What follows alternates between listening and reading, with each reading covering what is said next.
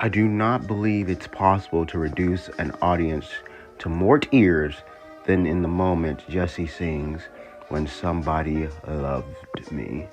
It's about as heartbreaking as Pixar has gotten in a single moment. And we see just how damaged a character Jessie is. And not in a diminishing way. When we first see her, she's just so energetic and sprightly. But when she breaks down, we see some real fear and cracks in the woodwork. No pun intended. This is somebody whose value has ceased in the eyes of her best friend, and she's been stuck in that moment for so long, recalling it with extreme poignancy. For the midpoint of this series, she's the most crucial ingredient to throw in the mix. Smart, funny, sweet, and sassy is basically the short description I can give to this character. Now that I think about it, it could also be used for some of the other characters on this list as well. In the movie, Ralph winds up fighting with and then helping Vanellope von Schwitz, a seemingly cute little girl who's also a hilariously scrappy, smart aleck. She's a glitch in the game who wants to win the race the game is based on so that she can be a permanent character, something that King Candy desperately wants to prevent, telling Ralph it'll plunge the game into anarchy. Believe me, this is the short version. Everyone else in the film does a good job and each bring unique qualities to the movie, but Sarah Silverman's Penelope is the real treat, bringing a bracing humor to her little girl sweetness. Something Silverman does in much more profane ways in her stand-up act. In the second film, Ralph Breaks the Internet, she goes through a bit of a soul-searching arc. As the movie starts off, her and Ralph trying to save her game, Sugar Rush, from being unplugged into finding her true desire.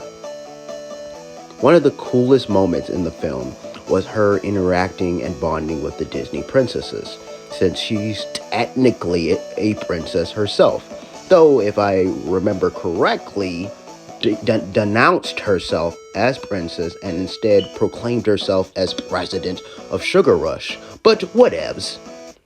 You see, most of the Disney films, the leading lady usually have a I want song or a song expressing their deepest dreams or desires.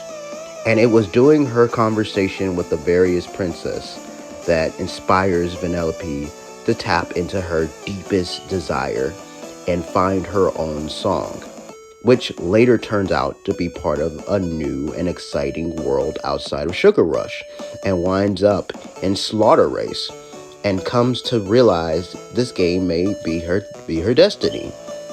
She just wants some unpredictability in her life, and she's gotten bored with going through the same stuff with Sugar Rush. One could say she's very much a thrill seeker, since she is still a kid after all.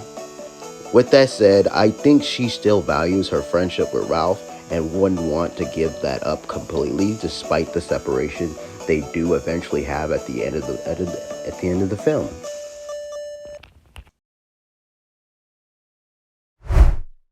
Sassiest Disney female ever? Some may disagree, and to those people, I say you are wrong. No one is as sassy as Meg.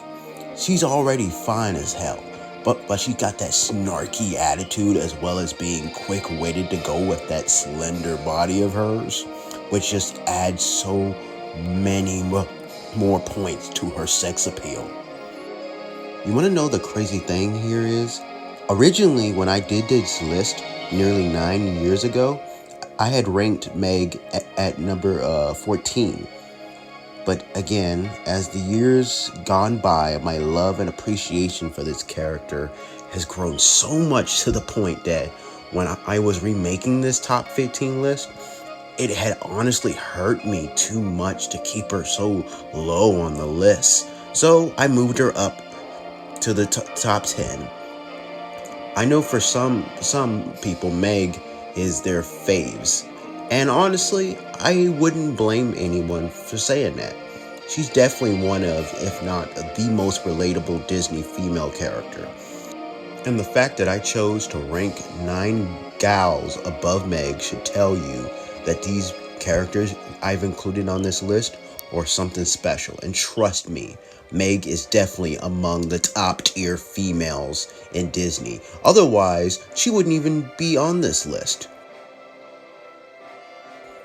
Where do I start? She's part of Hades' group because she gave up her soul to save her ex-boyfriend, only for him to leave her for another girl. Ouch! So when she meets Hercules, she's not all that impressed at first. But of course, she falls for him later on like any other Disney main gal. But the sass, her sassiness is what makes her such a great character. She's 75% sass overall. And let's be honest, I won't say I'm in love is an earworm. It might be one of, if not the best song in the movie. Meg is one of the most sexually confident Disney characters. After all, at one point in the film, she shamelessly flirts with Hercules, suggestively talking about her weak ankles. She even gives him a casual pet name, Wonder Boy. She's a smooth operator, and I respect that. Of course, she was doing this just to get her to let his guard down by seducing him to give away his weakness to her so that she can deliver the info to her employer, Hades. Now, admittedly, she does do some really immoral stuff, but you get why she does it. Like I said before, she's pretty much indebted to Hades, the lord of the underworld. He pretty much owns her soul after all. Plus, she pretty much had given up on love due to being emotionally burnt in the past, which explains why she starts off so cynical and bitter. Again, these traits of hers are some of the things that makes her so damn unique among Disney's lead females. Still, what she does is wrong, and she knows it.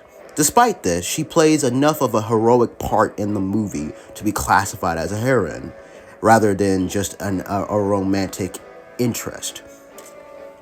Similar to Herc, she has her own character arc, which gets completed by the end of the film. Granted, with the help of Hercules, she learns how to open her heart to others, but she also showed Hercules what it meant to be a true hero by risking her life to save Hercules, thus making her a hero of her own right, in her own right. And that's the gospel truth. When the little lion prince gets run off by his big bad uncle Scar, Nala loses not only her future king, but her best friend. That rascally cub with whom she wasn't afraid to play rough and remind him that girls could still beat him. Lionesses are the ones who do the hunting after all. Which is why would Simba ever best her in anything? And in his return, she's not exactly the friendliest little kitten either. But is willing to overlook her own hurt ego in the spirit of their friendship. She believes in Simba and doesn't understand why he wouldn't want to fight for his right to rule. Nala is a good lion, and she even stands up to Scar. Nala is like the Aristocats, Marie, all grown up after all.